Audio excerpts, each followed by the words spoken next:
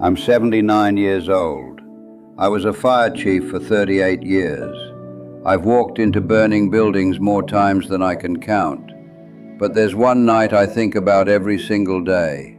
April 14th, 1989. A 6-year-old boy was trapped on the 4th floor. The building was about to come down, and I had to make a choice that would either save him or kill one of my men. What I decided in those 11 seconds changed everything I thought I knew about leadership. My name is Robert Callahan. I started as a firefighter in 1951. I was 23 years old, just back from Korea, looking for something that felt like it mattered. The fire department gave me that. For almost 4 decades I climbed the ranks. Firefighter, lieutenant, captain, eventually chief of one of the busiest stations in the city. I thought I understood what the job was. You train your men, you keep them safe, you make the hard calls so they don't have to. That's what leadership meant to me. Until that night. Let me take you back. 1989. I was 51 years old. I'd been chief for 6 years by then.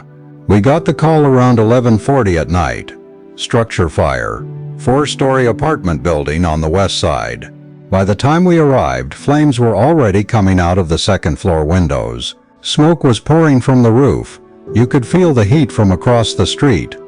Here's something people don't understand about fires. They're alive, they breathe, they grow, and they're unpredictable. You can walk into a room that looks stable, and 30 seconds later the floor is gone. That night, I knew we were racing against something we couldn't control. We started evacuation. My men went in, floor by floor, getting people out. Most of the building was cleared within the first 10 minutes. But then a woman ran up to me. She was screaming. Her 6-year-old son was still inside. 4th floor, apartment 412. She'd gone back for her purse and told him to wait by the door. When she came back, the hallway was filled with smoke. She couldn't get to him. She ran out thinking he was right behind her. He wasn't. I looked at the building. The 3rd floor was fully involved now. Flames were licking up toward the 4th. The structure was groaning. You learn to listen to buildings. They tell you when they're about to give up. This one was talking loud. This is the part that still sits with me. I had a young firefighter next to me, Danny Morrison, 24 years old, strong, fast, fearless, the kind of kid who'd run into hell if you asked him to. He looked at me and said, "Chief, I can make it. I can get up there." And I knew he believed it. I also knew the building had maybe 2 minutes left, maybe less.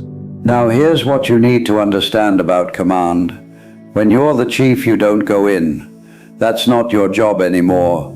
Your job is to stand outside, assess the situation, and send your men where they need to go. You're the one who has to see the whole picture.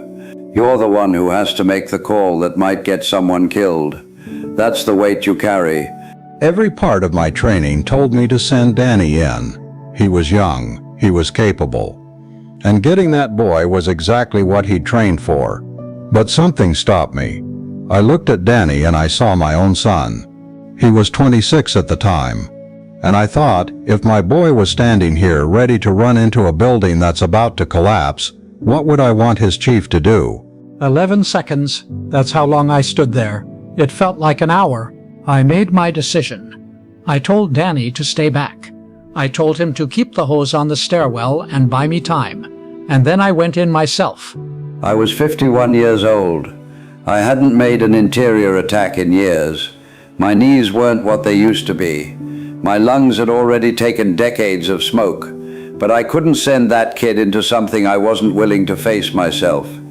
The stairwell was black with smoke. I couldn't see my hand in front of my face.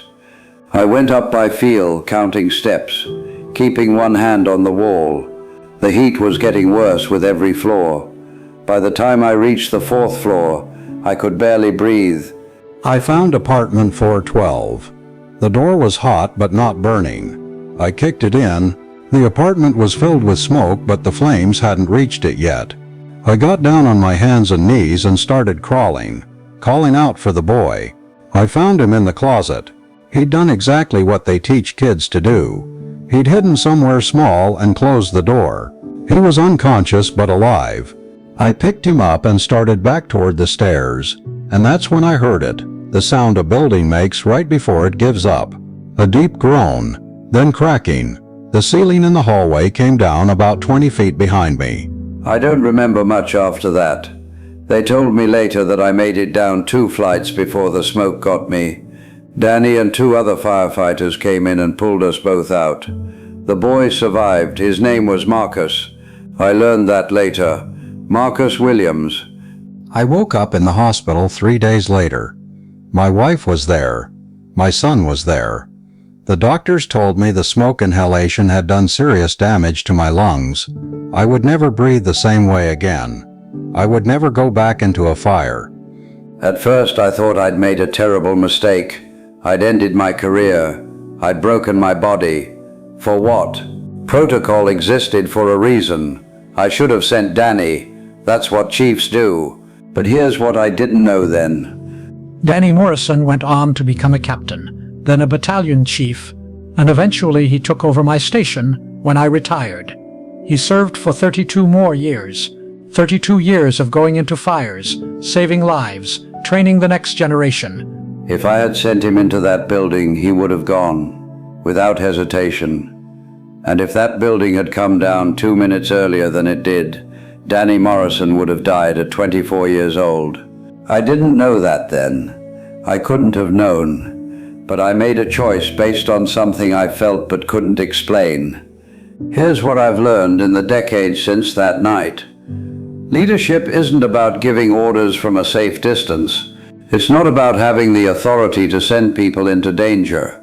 Real leadership is being unwilling to ask someone to take a risk you wouldn't take yourself. That sounds simple. It's not. Because when you're in charge, there's always a reason to stay back. You're too valuable. You're needed for the big picture. You have more experience making decisions than executing them. These are all true, and they're all excuses. I think about the leaders I've known in my life, the ones I respected and the ones I didn't, and the difference always came down to this one thing. When things got hard, where did they stand? Were they in front of their people or behind them? 12 years ago, I got a letter. It was from Marcus Williams, the boy from the fire. He was 35 years old by then. He'd become a paramedic. He wrote to tell me that he'd spent his career saving lives because someone had saved his.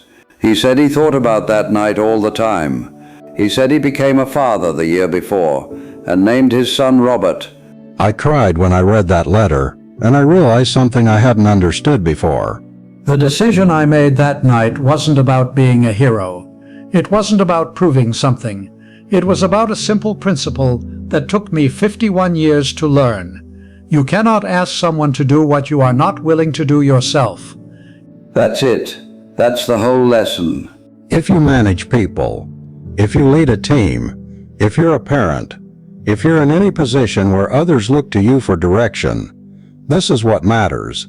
When the hard thing needs to be done, are you willing to do it first?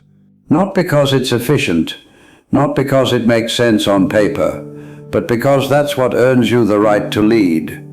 My lungs never recovered. I spent the last 30 years of my life breathing through damaged tissue. Some days are harder than others, but I've never regretted going into that building. Danny Morrison came to see me last month. He's 60 now. Retired himself 3 years ago. He told me something I'd never heard before. He said that night changed how he led for his entire career. He said whenever he had to make a hard call, he'd ask himself one question. What would Callahan do? I don't tell you this to sound important. I tell you this because the things we do echo forward in ways we can't predict.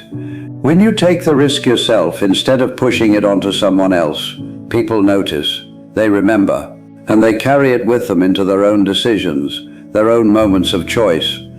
I'm 79 years old now. My wife passed 4 years ago.